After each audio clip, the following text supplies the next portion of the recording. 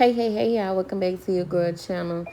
Let's do a little life update because I have not posted a video, a vlog in a couple of days. Honestly, it's probably been like 4 or 5 days since I done posted a vlog. But y'all, when I say life has been okay, it's not bad. Of course, it's gonna life regardless, okay? But I can honestly say that I am not in a bad headspace or a bad place, and I hope you all are in a great space as well. Because that's just what I feel that we need to do. Let's always stay positive so that we can always have positive vibes and get through our day. But let's just see how y'all been. How life been treating y'all? Like, life has been great. So, oh, look. I had some hair in my mouth, y'all. I'm sorry. But, y'all, your girl birthday is coming up in a couple weeks. And when I tell you, I am so freaking excited. I have not even started doing no birthday shopping, no nothing. But I am definitely going to start this week. Of course, responsibility comes first. So we got to knock out, the rest of the bills. And, I got to get some stuff done on the Jeep. And then we'll start like shopping for birthday. But Bay is treating me for my birthday. Um, so I don't have to worry about too much because honestly, in Texas, I'm pretty much in the party city, so I really don't have to plan a trip to go nowhere. It's just about the outfit, finding the right person to do not my hair, but my makeup. If I want my makeup done, I wanted to do a photo shoot. So if anybody know of some good photographers in the Houston area, please let me know. Because, yeah, your girl is definitely looking to do a birthday photo shoot. But even if I can't, y'all, I'm definitely going to do it later on. Because a lot of this is last minute. Um, which, that's just Bree. I'm sorry. It's definitely just Bree. But on a more serious note, y'all, with Donald Trump overturning the DEI, I want to say that I'm saying that correctly, where basically jobs and stuff like that cannot discriminate based off of race, sex, religion, gender, all of that. Um, he has revoked that. So with that being said, I want to get on here and talk to our community. We have to learn to start coming together because for the next 4 years, we have to teach our children structure and stick together as a whole. Like, our community has to come together and say enough is enough. Yes, a lot of this stuff was put into place to separate and break up black households because they cannot break us with all the other things that they were doing to us. But at the end of the day, we can change anything that has been put in place. In our culture, we are very intelligent. Like, we have accomplished so much. And we pour so much of our time and energy and our money into companies and people that do not like us just based off of, you know, how we look on the outside. It's not more so towards how we are on the inside. And we have to come together and change that. We have to come together and start uplifting our men. And men, y'all have to start coming together and uplifting y'all women. Because with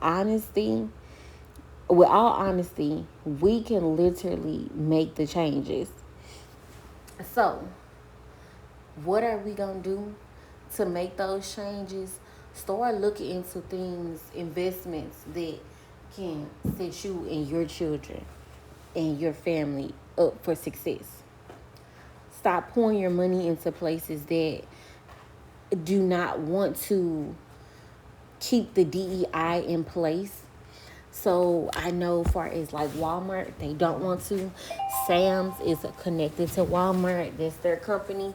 So they are not going to be um, going with the DEI as well. I would say get you a Costco card. Switch it out so these companies can start feeling it. Because at the end of the day, this can affect not just our culture, it's going to affect everyone. Um, because at the end of the day, now they can tell us basically, oh, well, we're not hiring you just because of who you are. It doesn't matter if you have the qualifications or anything. They are not going to even attempt to hire you. And they can't get in trouble for it now. Because why? He has revoked it. He has overturned it. And with that being said, it's a sad situation. But I want to just say, like, we can make the changes. So when it comes down to it, I have been thinking, about setting up a trust. If you get a trust in place, buy you some land, put the land into the trust. Do not put anything into your name. Buy you some land. I don't care. Before you go out and you buy a house, buy that land first. Because at the end of the day, if you go out and you buy a house that's already built on a lot, technically you would never own that house because of the simple fact you don't own the land that that house sits on. So why not go ahead, get the land instead, and then you build from there?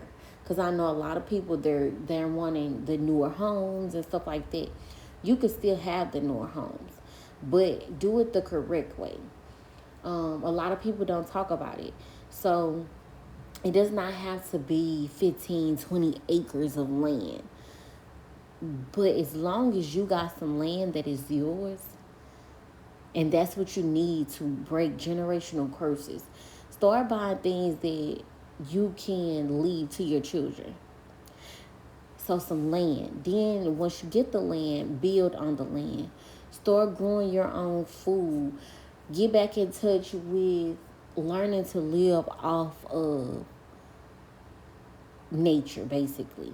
So start taking the trips. Start taking your kids. Like if you don't do outings like fishing, things of that sort, start today.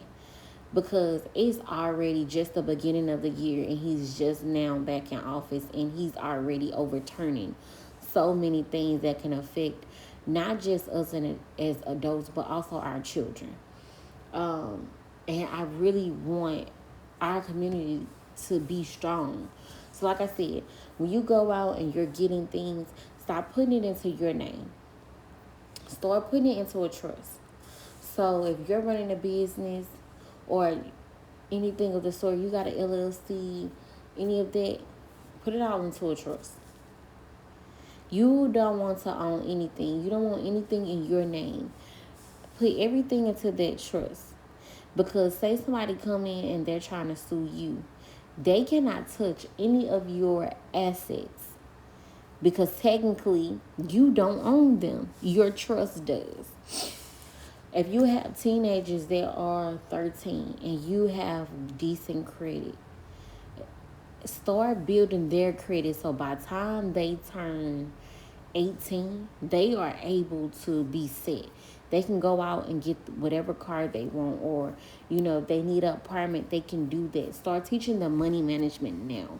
Start teaching them things that in the schools they are not teaching them. Start teaching it to them early.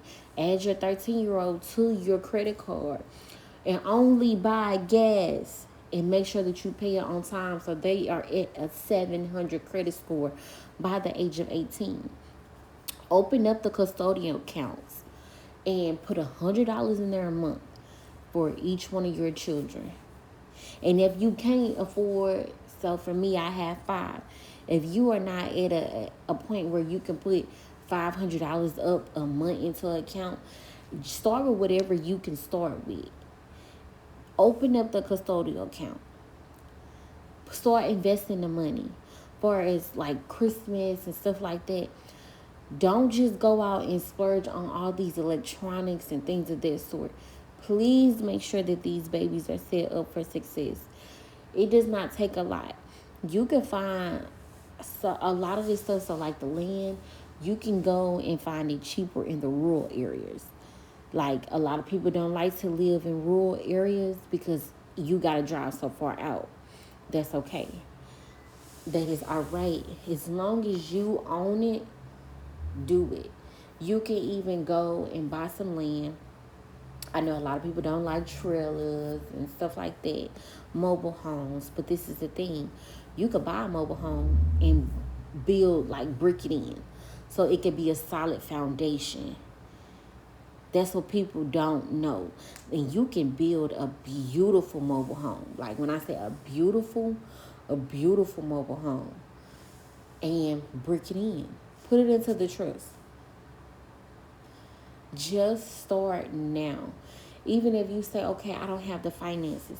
If you was to take $50 out of each one of your checks and just put it out to the side, I say give yourself about six or 7 months, you'll be where you need to be. Pick up a side hustle, whatever it is that you need to do, get it done, because like I said, our children's livelihood is at stake.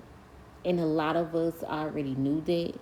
And we have just become so accustomed to easy living. But easy living is going to get really hard for a lot of us. Especially for anybody that gets food stamps, Section 8, any government assistance. Please start now. Start getting it together. I don't care what you got to do. Just start. But we're going to tap in. We're going to talk a little bit more about everything.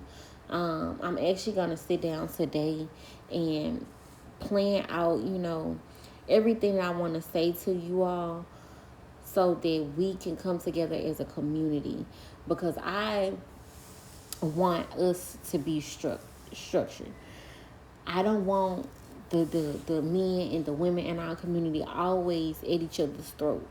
Because if we are always at each other's throat and then we got everybody outside of us at our throat as well, how are we going to be able to survive? Because at the end of the day, everybody says, oh, I don't need a man, I don't need a woman. Baby, everybody needs somebody. And when it comes down to it, y'all need each other. When you're having a bad day, your man can come in and say, okay, baby, let's talk about it. And vice versa. Y'all need to learn to come together. Just because you're in a poverty level does not mean that you have to stay in the poverty level. You just have to come up with a game plan. Stop kicking each other while you all are down. Instead of kicking one another while each other's down, try to figure out how are you going to build each other up. Where can you start? Because just because you live in poverty does not mean you have to have a poverty mindset. You can change. Everybody's story changes every day. As you can see, it's so many content creators that got on this app and then went from food stamps and housing and living in the projects to making an honest, decent living and being able to be financially free. But even when you do that, you still have to have a game plan in place for just in case something was to happen to this app. So we're going to talk more about it. Drop some topics that y'all want to hear about, because your girl loves to do research.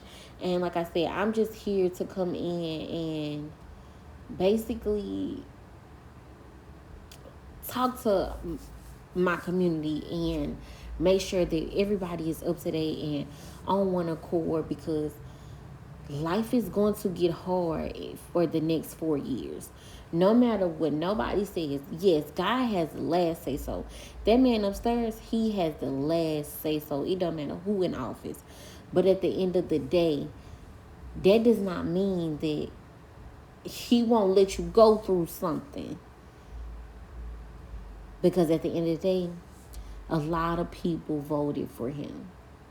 So, With that being said, you can't cry about something that you voted for. But at the end of the day, we ain't going to get on here and talk politics, but we are going to get on here and we're going to be very productive in these next 4 years. Within this first year, bump the next 4. Get it done in this first year. Don't lollygag, don't procrastinate. Get it done so that you don't have to worry about the next 3 years after this year. I hope everybody like, comment, and subscribe. Hit that notification bell so you'll be notified every time your girl drop. Stay blessed, stay prayed up, y'all, and start implementing those plans. Start loving on one another. Get back to wherever you need to be. I don't care what it is. 2 incomes is always better than 1. And not even just to say just to have the income in the household. Black love needs to be a thing. Like, it needs to be a thing. It is possible. Our children need to see it. They need to see healthy communication, healthy households where, yes, you may disagree, but it's about how you handle that disagreement. Are you both going to be screaming and hollering and hooping at each other? Or you going to sit and you going to say, okay, babe, well, right now, I think I need to calm down and then go from there. Bye, y'all.